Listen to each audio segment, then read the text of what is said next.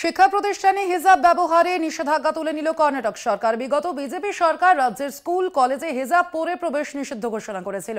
রাজ্য সরকারের সেই নির্দেশের বিরুদ্ধে প্রতিবাদে সরব হয় বিরোধীরাও।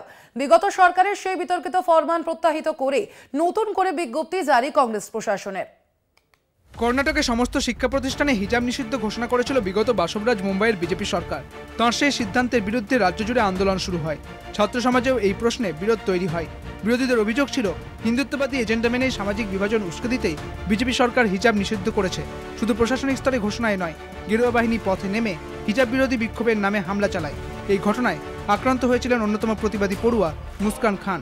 জয় শ্রীরাম ধ্বনি দিয়ে গেরুয়া বাহিনীর হাতে মুস্কানের নিগ্রহের ছবি সামাজিক মাধ্যমে ভাইরাল হওয়ায় দেশ জুড়ে বিতর্ক তৈরি হয়। ঘটনাচক্রে পাক জঙ্গি বাহিনী আল কায়দার প্রধান মুস্কানের সাহসিকতার প্রশংসা করে সোশ্যাল মিডিয়ায় বার্তা দিয়েছিল।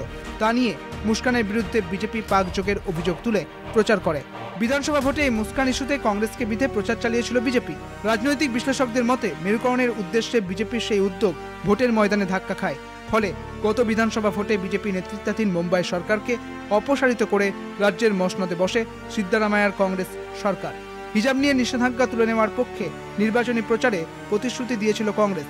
সেই অনুসারে মুখ্যমন্ত্রী সিদ্দারামাইয়া হিজাব নিষিদ্ধকরণে বিগত সরকারের নির্দেশ বাতিল করে দেন। কংগ্রেস সরকারের এই সিদ্ধান্তকে স্বাগত জানিয়েছেন হিজাব আন্দোলনের প্রতিবাদী মুখ মুস্কান। তিনি বলেছিলেন, হিজাব পরে ক্লাস করতে না পারলে পড়াশোনা ছেড়ে দিতে বাধ্য হবেন। অবশেষে সরকার পুরনো বিজ্ঞপ্তি খারিজের সিদ্ধান্ত নেওয়ার পরে ক্লাসে ফিরতে চলেছেন মুস্কান। তিনি জানান, তার মতো বেশ কিছু পড়ুয়াও সরকারি এই ফরমানের জেরে পড়াশোনা স্থগিত করে দিয়েছিল। এবার তারা ফের স্কুল, কলেজ বা বিশ্ববিদ্যালয়মুখী হতে পারবেন। কলকাতা টিভি।